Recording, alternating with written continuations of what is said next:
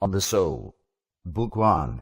Holding as we do that, while knowledge of any kind is a thing to be honored and prized, one kind of it may, either by reason of its greater exactness, or of a higher dignity and greater wonderfulness in its objects, be more honorable and precious than another. On both accounts we should naturally be led to place in the front rank the study of the soul. The knowledge of the soul admittedly contributes greatly to the advance of truth in general, and, above all, to our understanding of nature, for the soul is in some sense the principle of animal life. Our aim is to grasp and understand, first its essential nature, and secondly its properties. Of these some are taught to be affections proper to the soul itself, while others are considered to attach to the animal owing to the presence within it of soul. To attain any assured knowledge about the soul is one of the most difficult things in the world. As the form of question which here presents itself, viz., the question, what is it, recurs in other fields, it might be supposed that there was some single method of inquiry applicable to all objects whose essential nature, as we are endeavoring to ascertain there is for derived properties the single method of demonstration. In that case what we should have to seek for would be this unique method. But if there is no such single and general method for solving the question of essence, our task becomes still more difficult. In the case of each different subject we shall have to determine the appropriate process of investigation. If to this there be a clear answer, for example, that the process is demonstration or division, or some known method, difficulties and hesitations still beset us. With what facts shall we begin the inquiry? For the facts which form the starting points in different subjects must be different, as for example, in the case of numbers and surfaces. First, no doubt, it is necessary to determine in which of the summa genera soul lies. What it is it? Are this somewhat a substance? Or is it a qual or a quantum? Or some other of the remaining kinds of predicates, which we have distinguished? Further, does soul belong to the class of potential existence? Or is it not rather an actuality? Our answer to this question is of the greatest importance. We must consider also whether soul is divisible or is without parts, and whether it is everywhere homogeneous or not, and if not homogeneous, whether its various forms are different specifically or generically. Up to the present time those who have discussed and investigated soul seem to have confined themselves to the human soul. We must be careful not to ignore the question whether soul can be defined in a single unambiguous formula, as is the case with animal, or whether we must not give a separate formula for each of it, as we do for horse, dog, man, God. In the latter case the universal animal, and so to every other common predicate being treated either as nothing at all or as a later product. Further, if what exists is not a plurality of souls, but a plurality of parts of one soul, which ought we to investigate first, the whole soul or its parts? It is also a difficult problem to decide which of these parts are in nature distinct from one another. Again, which ought we to investigate first, these parts or their functions, mind or thinking, the faculty or the act of sensation, and so on? If the investigation of the functions precedes that of the parts, the further question suggests itself: ought we not before either to consider the correlative objects, for example, of sense or thought? It seems not only useful for the discovery of the causes of the derived properties of substances to be acquainted with the essential nature of those substances, as in mathematics it is useful for the understanding of the property of the equality of the interior angles of a triangle to two right angles to know the essential nature of the straight and the curved, or of the line and the plane, but also conversely, for the knowledge of the essential nature of a substance is largely promoted by an acquaintance with its properties. For, when we are able to give an account conformable to experience of all or most of the properties of a substance, we shall be in the most favorable position to say something worth saying about the essential nature of that subject. In all demonstration, a definition of the essence is required as a starting point, so that definitions which do not enable us to discover the derived properties, or which fail to facilitate even a conjecture about them, must obviously, one and all, be dialectical and futile. A further problem presented by the affections of soul is this: are they all affections of the complex of body and soul, or is there any one among them peculiar to the soul by itself? To determine this is indispensable but difficult. If we consider the majority of them, there seems to be no case in which the soul can act or be acted upon without involving the body. For example, anger, courage, appetite, and sensation generally. Thinking seems the most probable exception, but if this too proves to be a form of imagination, or to be impossible without imagination, it too requires a body as a condition of its existence. If there is any way of acting or being acted upon proper to soul, soul will be capable of separate existence. If there is none, its separate existence is impossible. In the latter case, it will be like what is straight, which has many properties arising from the straightness in it. For example, that of touching a bronze sphere at a point, though straightness divorced from the other constituents of the straight thing cannot touch it in this way. It cannot be so divorced at all, since it is always found in a body. It therefore seems that all the affections of soul involve a body passion, gentleness, fear, pity, courage, joy, loving and hating. In all these there is a concurrent affection of the body. In support of this we may point to the fact that, while sometimes on the occasion of violent and striking occurrences, there is no excitement or fear felt, on others faint and feeble stimulations produce these emotions, viz. when the body is already in a state of tension resembling its condition, when we are angry.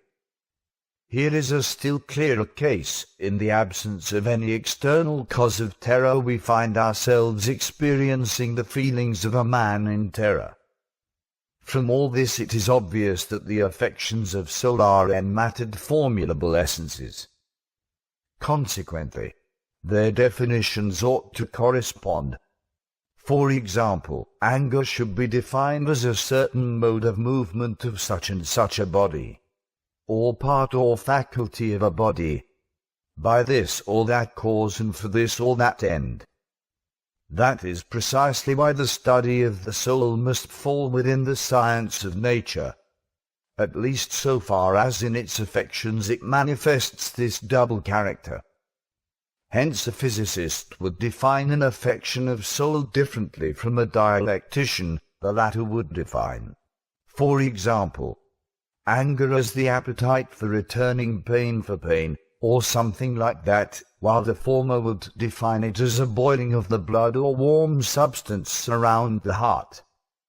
The latter assigns the material conditions, the former the form or formulable essence, for what he states is the formulable essence of the fact.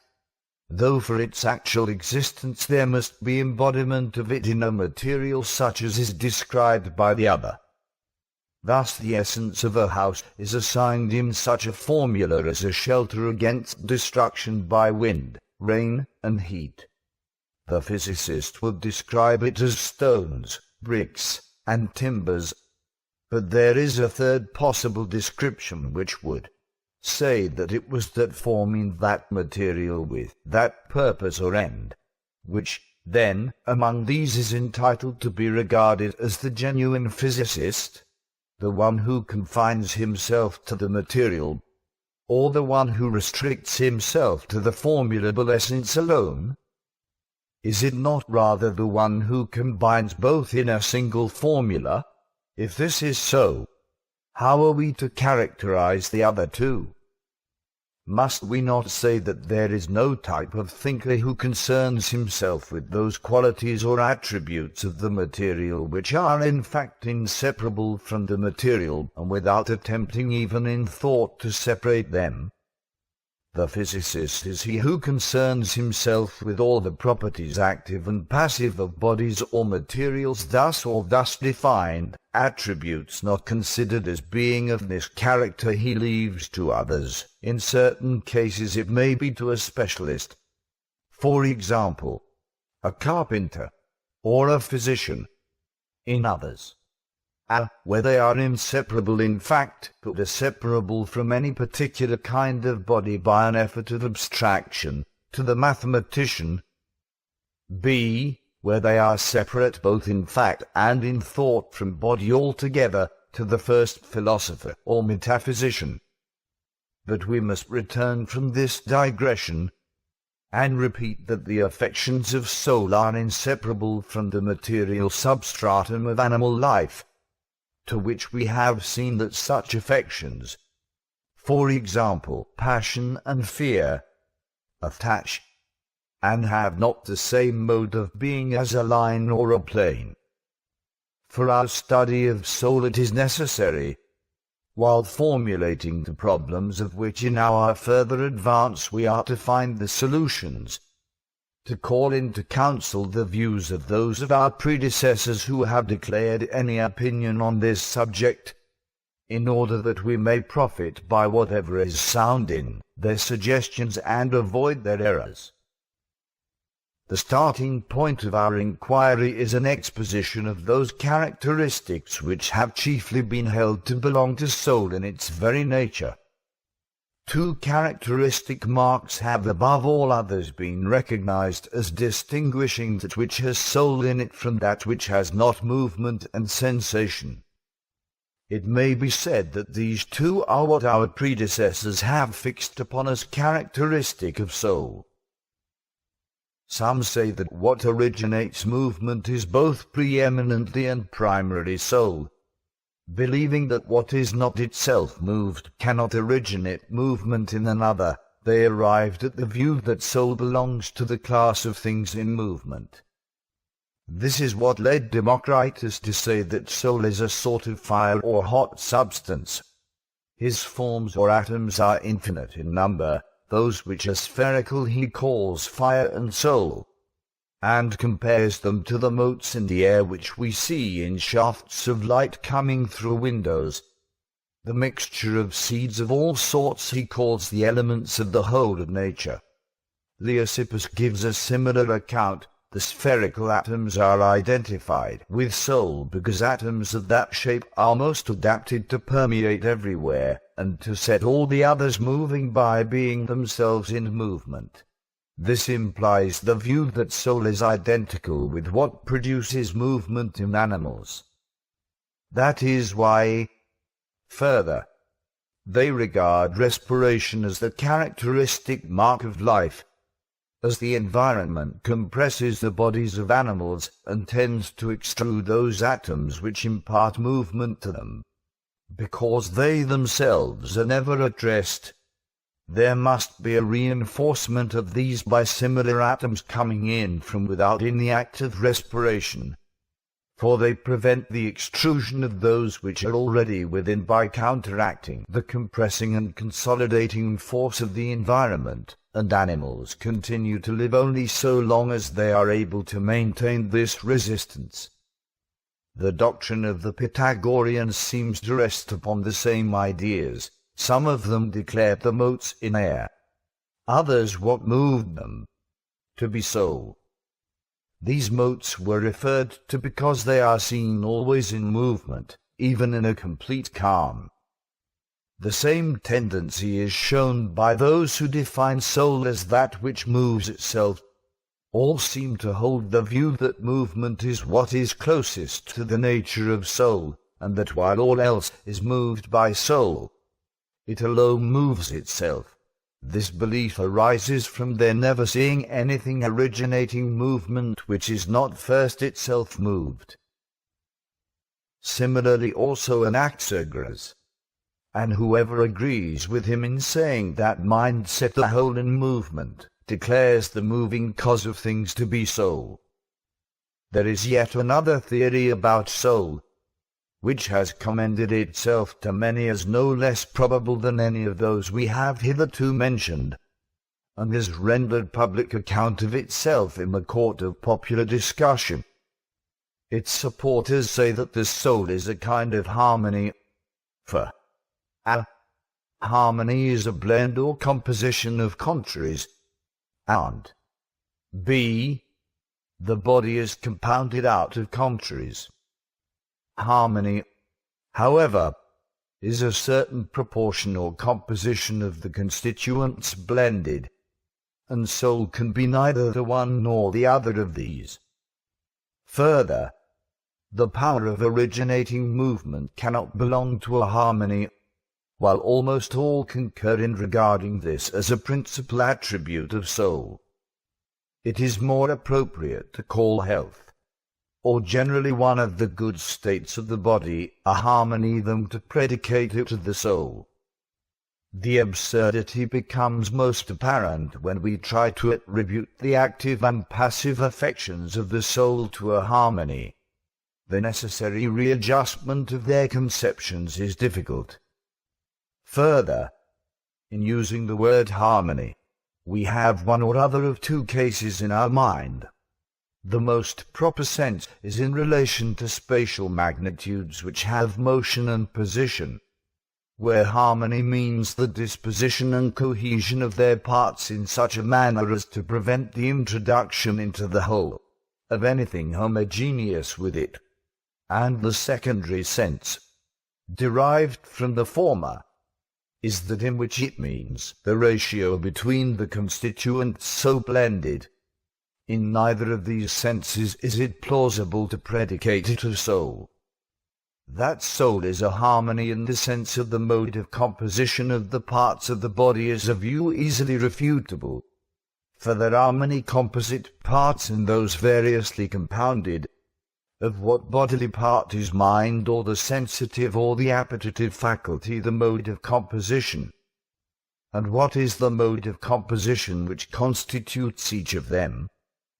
It is equally absurd to identify the soul with the ratio of the mixture, for the mixture which makes flesh has a different ratio between the elements from that which makes bone.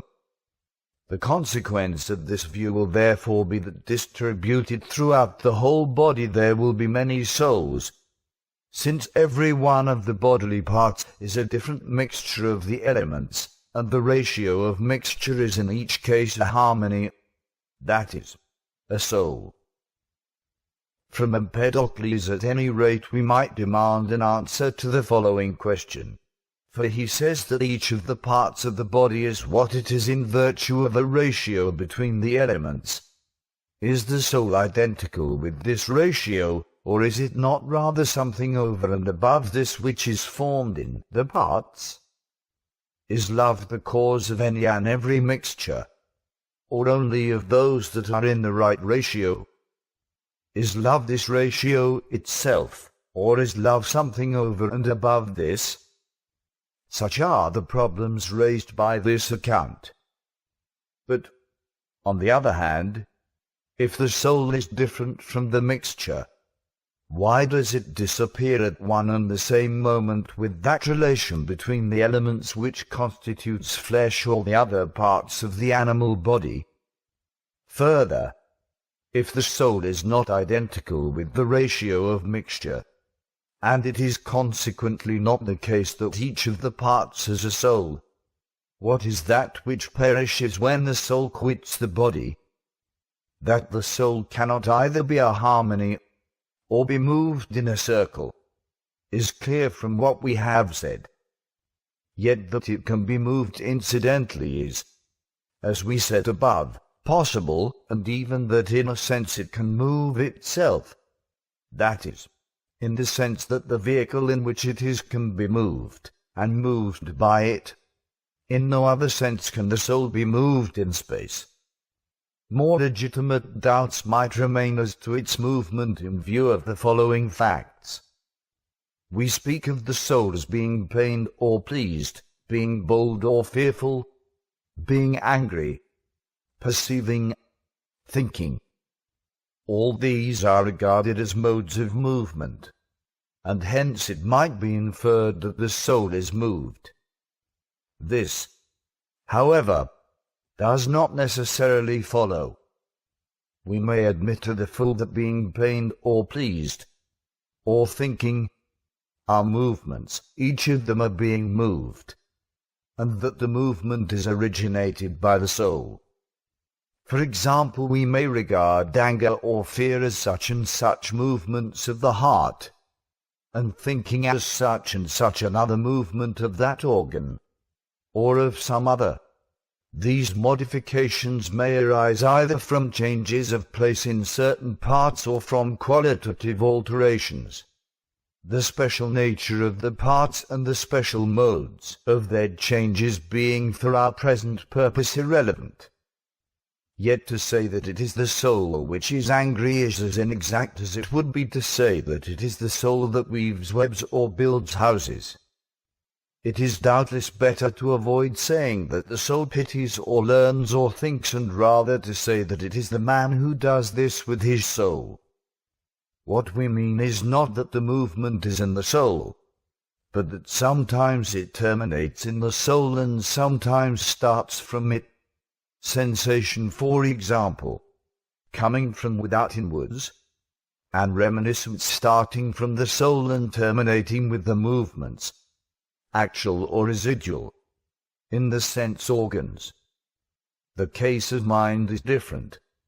It seems to be an independent substance implanted within the soul and to be incapable of being destroyed. If it could be destroyed at all, it would be under the blunting influence of old age. What really happens in respect of mind in old age is, however, exactly parallel to what happens in the case of the sense organs. If the old man could recover the proper kind of eye, he would see just as well as the young man. The incapacity of old age is due to an affection not of the soul but of its vehicle, as occurs in drunkenness or disease. Thus it is that in old age the activity of mind or intellectual apprehension declines, only through the decay of some other inward part. Mind itself is impassible.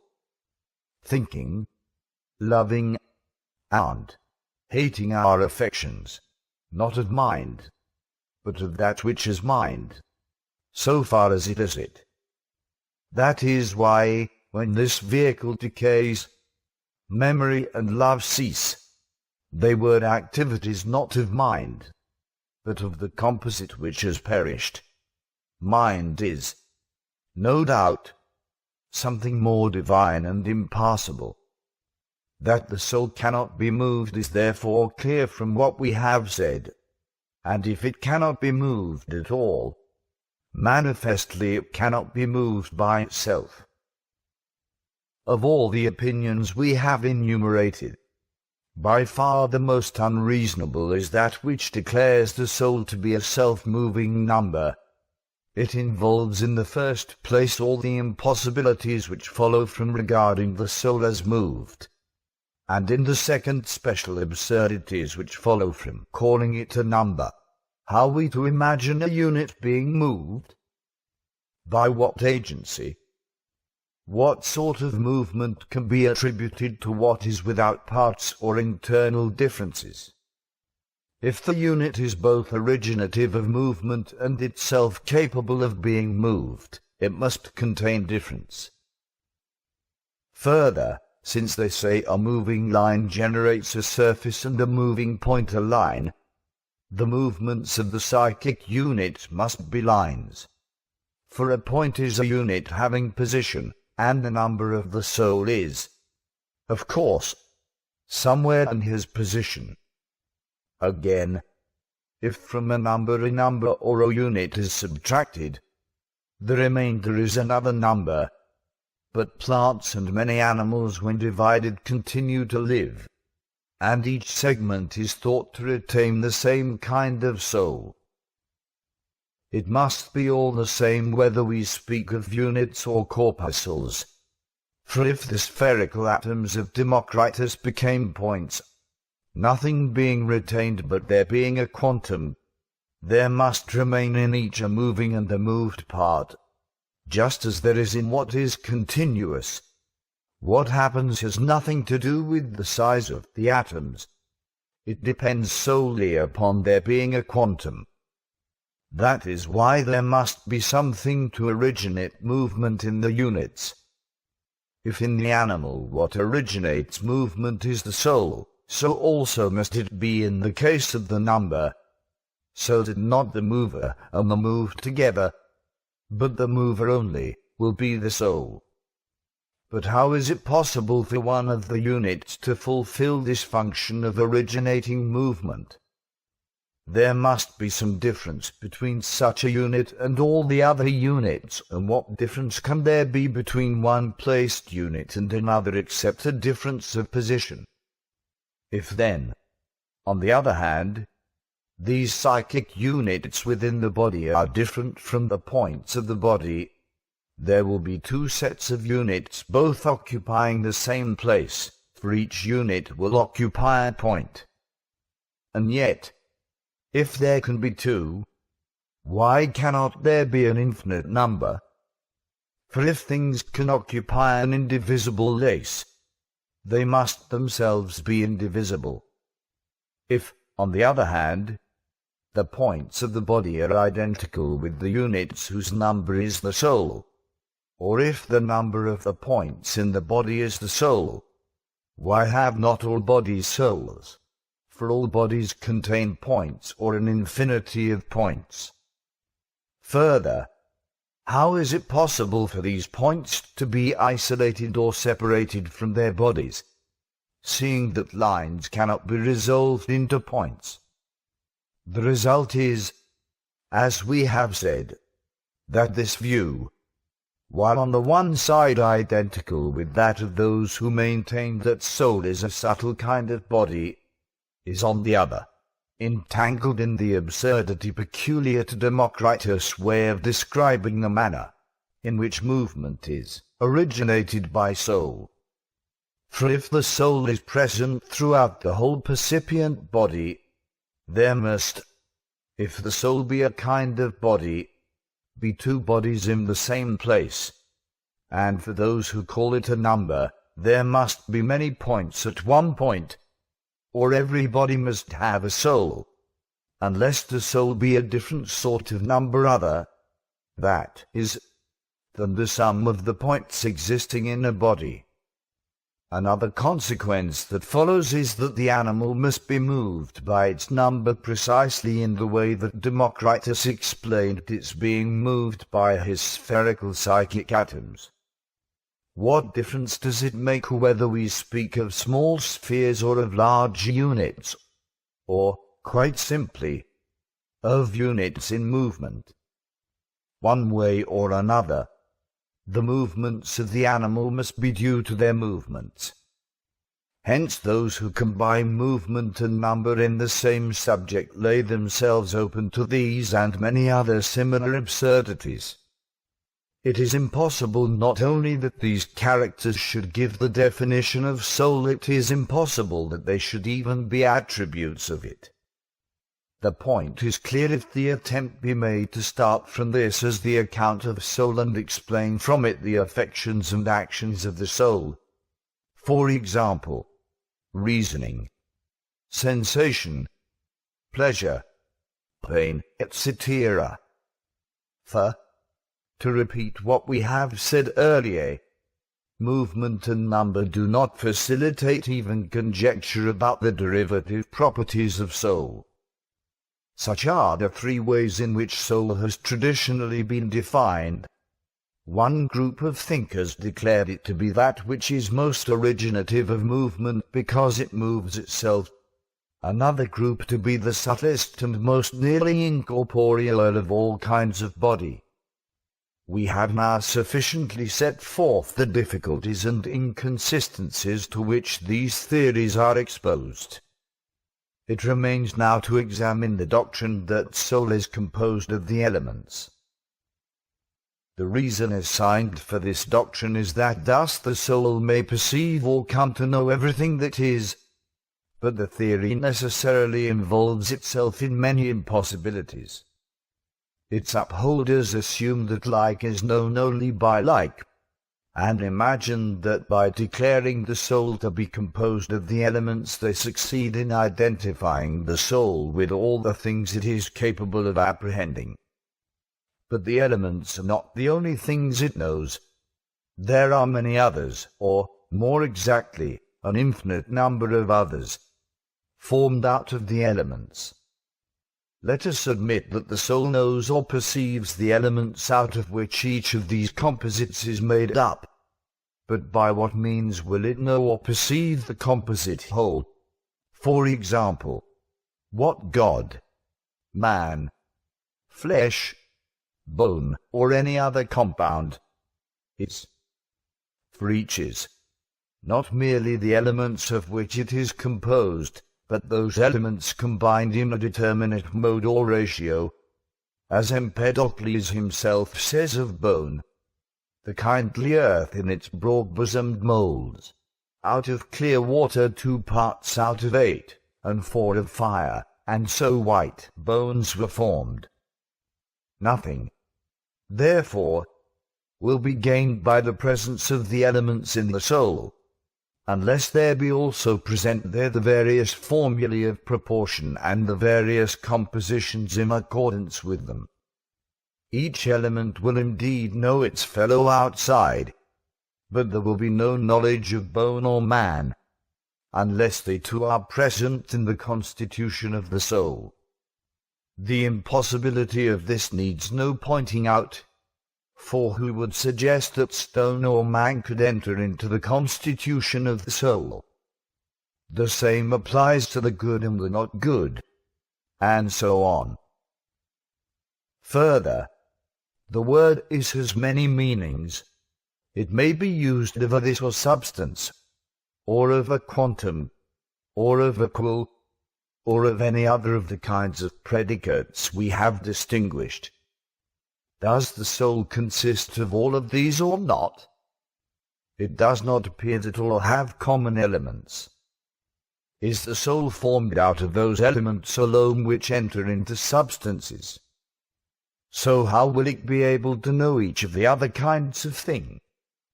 Will it be said that each kind of thing has elements or principles of its own, and that the soul is formed out of the whole of these? In that case, the soul must be a quantum and a qual and a substance. But all that can be made out of the elements of a quantum is a quantum, not a substance. These, and others like them, are the consequences of the view that the soul is composed of all the elements. It is absurd, also, to say both a. that like is not capable of being affected by like, and b. that like is perceived or known by like, for perceiving, and also both thinking and knowing, are, on their own assumption, ways of being affected or moved. There are many puzzles and difficulties raised by saying, as Empedocles does, that each set of things is known by means of its corporeal elements and by reference to something in soul which is like them, and additional testimony is furnished by this new consideration.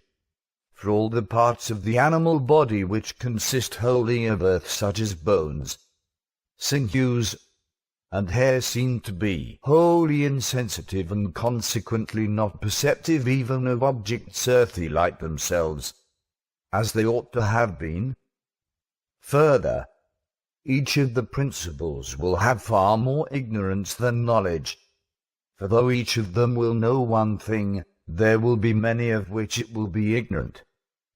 Empedocles at any rate must conclude that his God is the least intelligent of all beings, for of him alone is it true that there is one thing, strife, which he does not know, while there is nothing which mortal beings do not know, for there is nothing which does not enter into their composition. In general, we may ask, why has not everything a soul, since everything either is an element, or is formed out of one or several or all of the elements? Each must certainly know one or several or all. The problem might also be raised, what is that which unifies the elements into a soul? The elements correspond, it would appear, to the matter.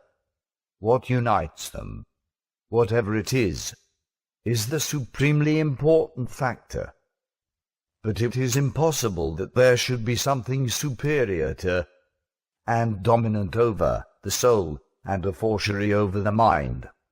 It is reasonable to hold that mind is by nature most primordial and dominant, while their statement that it is the elements which are first of all, that is, all, both those who assert that the soul, because of its knowledge or perception of what is compounded out of the elements, and as those who assert that it is of all things the most originative of movement, fail to take into consideration all kinds of soul. In fact, 1. Not all beings that perceive can originate movement.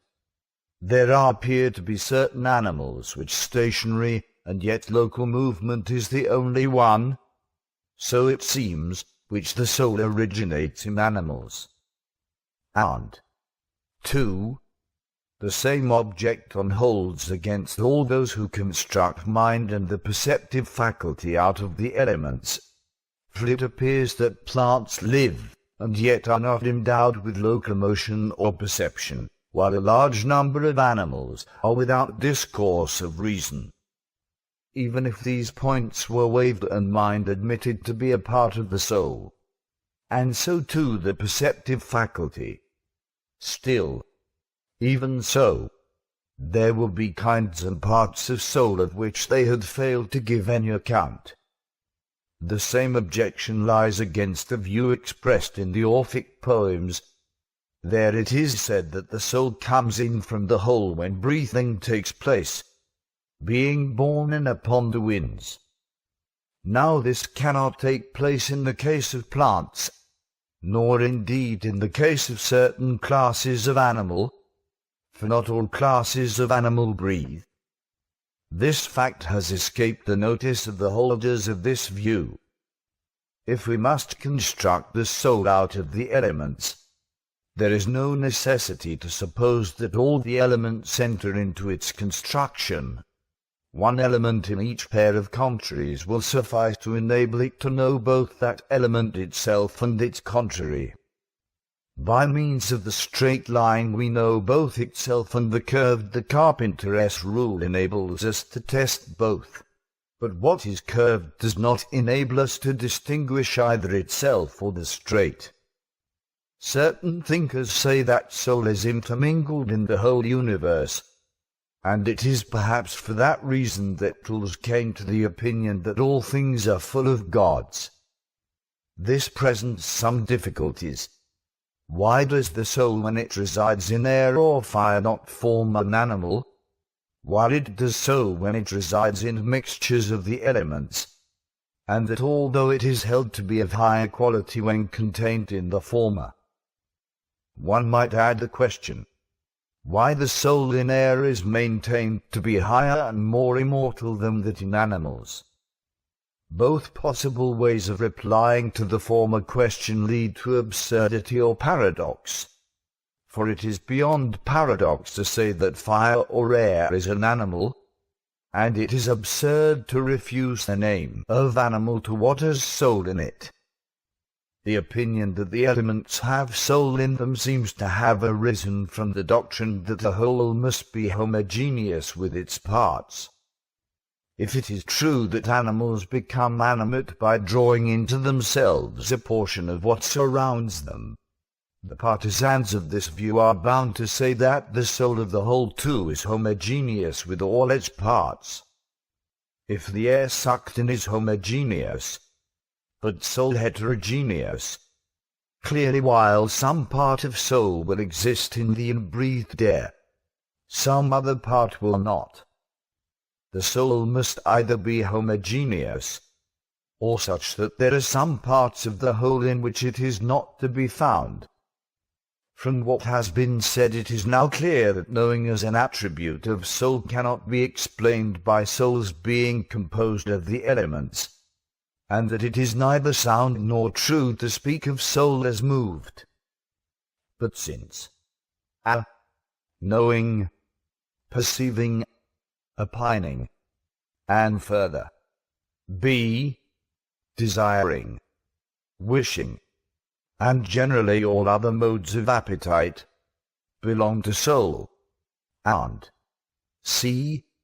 the local movements of animals, and d. growth, maturity, and decay are produced by the soul, we must ask whether each of these is an attribute of the soul as a whole, that is, whether it is with the whole soul we think, perceive, move ourselves, act or are acted upon, or whether each of them requires a different part of the soul.